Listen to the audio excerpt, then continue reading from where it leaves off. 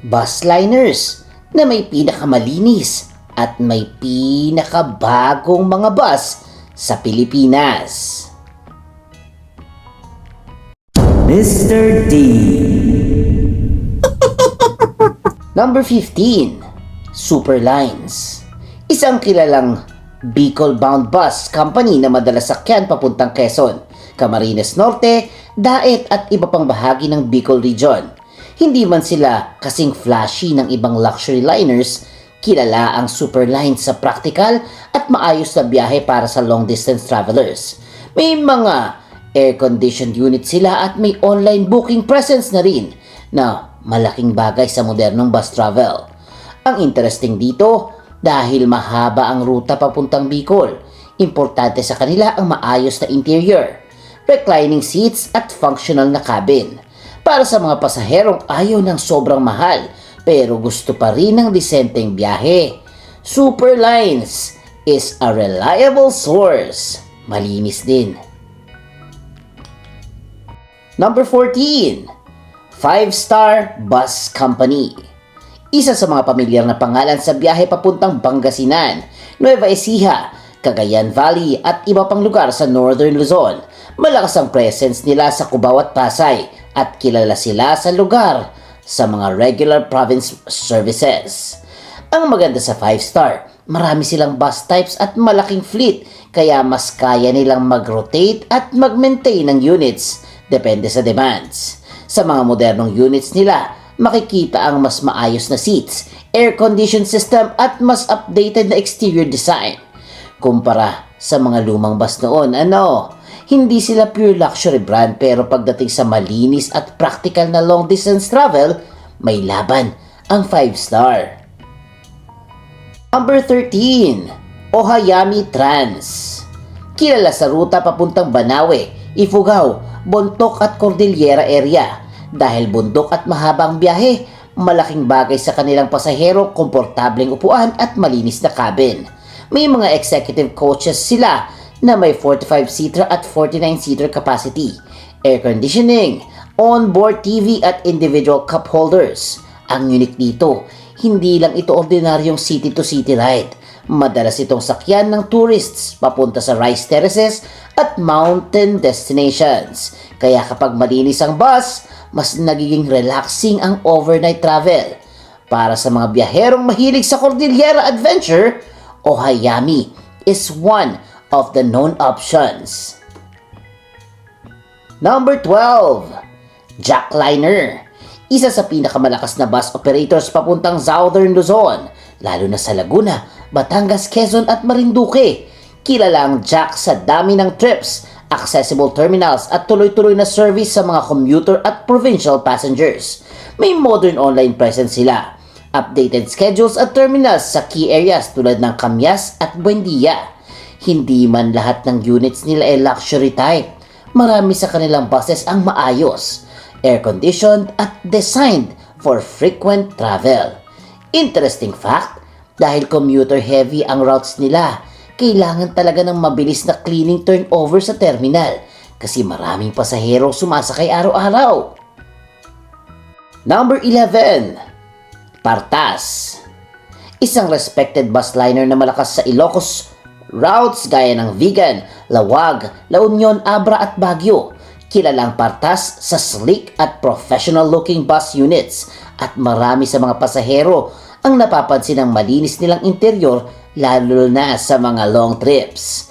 May luxury at deluxe classes sila sa ilang routes, kasama ang mas maluwag na upuan at mas premium na arrangement. Ang unique sa Partas, bagay na bagay ang service nila sa tourism-heavy destinations ng Ilocos. Kapag ang biyahe mo napunta sa Heritage City, beaches at old Spanish towns, mas ramdam ang travel experience kapag maayos at presko ang bus na sinasakyan.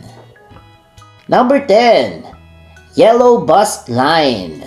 Isa sa pinakakilalang bus company sa Mindanao, lalo na sa ruta ng General Santos, Coronadal, Davao, Tacurong at surrounding areas. Kapansin-pansin ang strong identity nila dahil sa bright yellow buses, pero hindi lang kulay ang puhunan nila May mga premium at executive class units din sila at may modern buses from brands like Yutong, Higer at iba pang coach makers.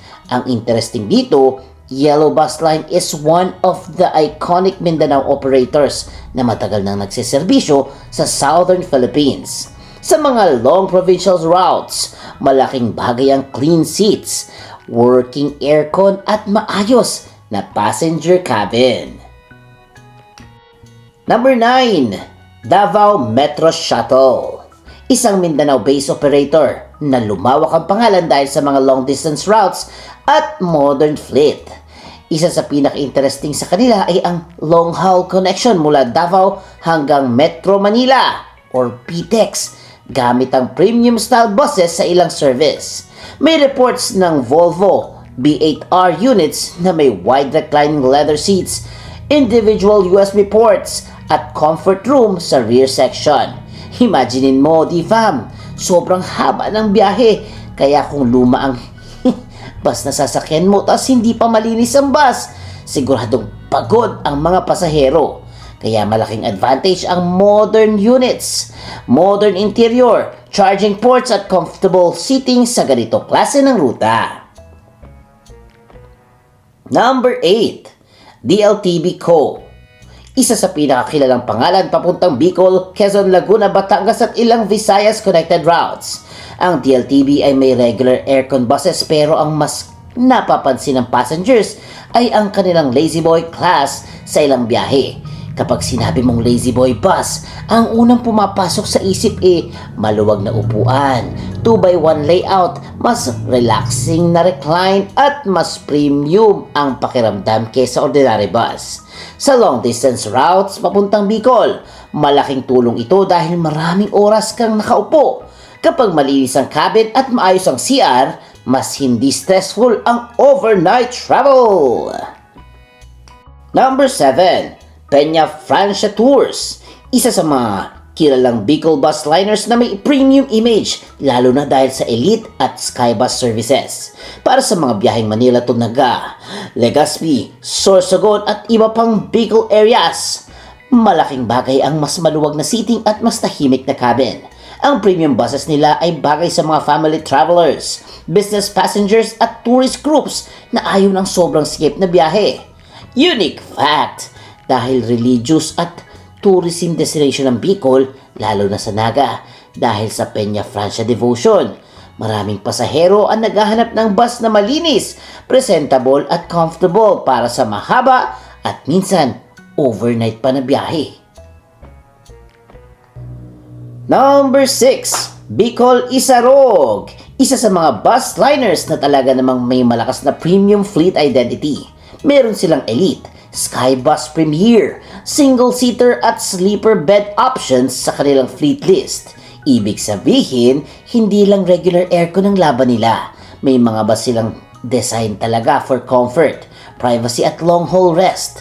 Ang sleeper bus nila ang isa sa pinaka-interesting dahil parang hindi ka lang nakaupo.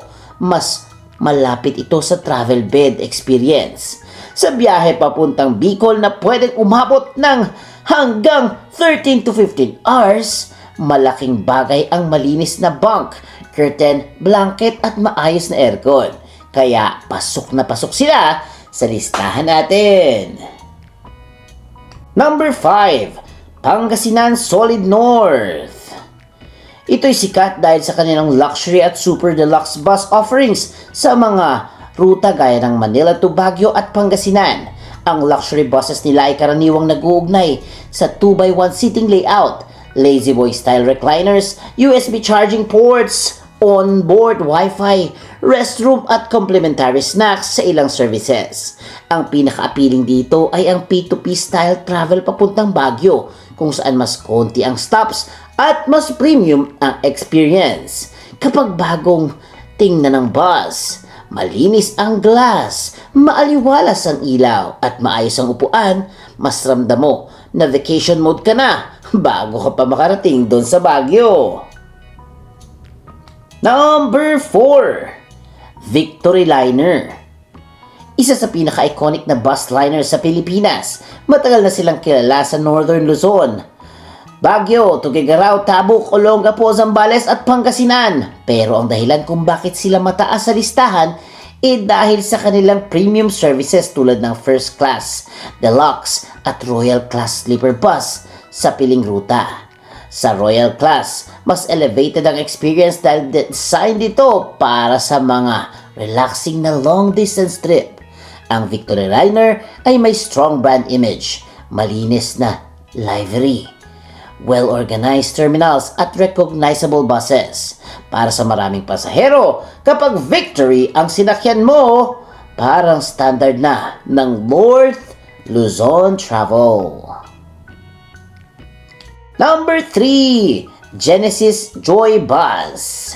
Isa sa pinaka-premium na bus services papuntang Baguio, Baler at iba pang North Central Luzon destinations. Ang Joy Bus ay executive class service ng Genesis at may premier at executive classes.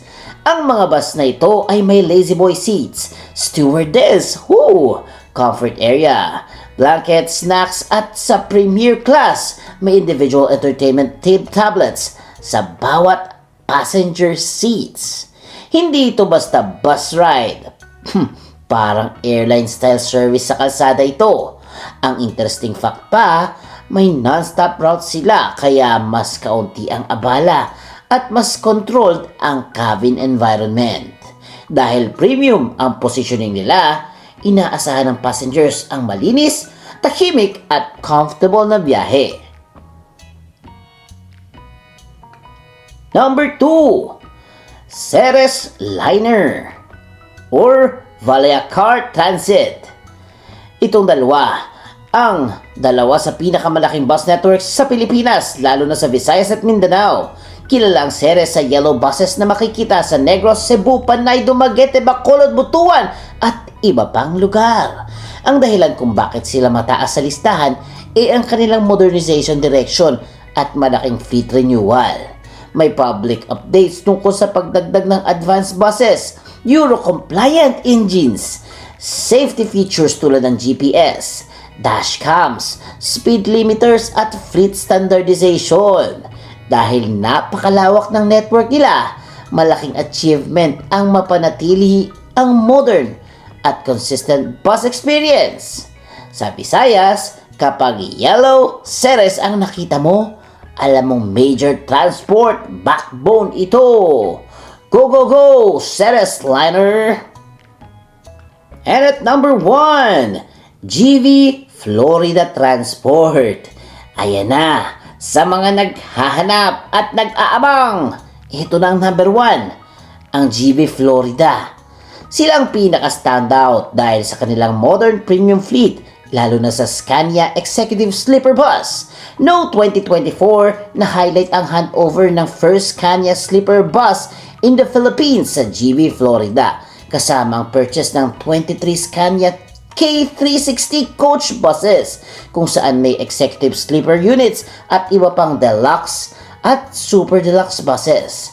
Ito ang klase ng bus na hindi lang bago tingnan. Premium talaga ang concept. May sleeper beds, USB charging, entertainment features sa ilang units, restroom at long-haul comfort para sa routes papuntang Cagayan Valley at Ilocos. Sa madaling salita, GV Florida ang isa sa pinakamalinaw na halimbawa na nag-level up na ang bus travel sa Pilipinas. At yan ang 15 bus liners na may pinakamalinis, pinakabagong buses sa buong Pilipinas. Maayos, malinis at moderno ang kanilang units. Sa panahon ngayon, hindi na maliit na bagay ang malinis na bus dahil ang biyahe, lalo na kung overnight parte na ng buong travel experience. Kaya sa susunod na sasakay kayo, alam nyo na kung anong pipiliing bus liners ha. Huwag yung basta-basta na lang kasi sasakit ang likod nyo ha. At kung nagustuhan nyo ang ating video for today, please comment your favorite bus liner. At kung meron tayo hindi nasama sa listahan, i-comment nyo na rin. At syempre, huwag kalimutan mag-like, mag-share, mag-comment at mag-subscribe na. Kay Mr. D kasi masayang matuto! The end! Huwag kalimutang i-click ang subscribe button at bell icon ni Mr. D para masaya every day! See you, D-Fam!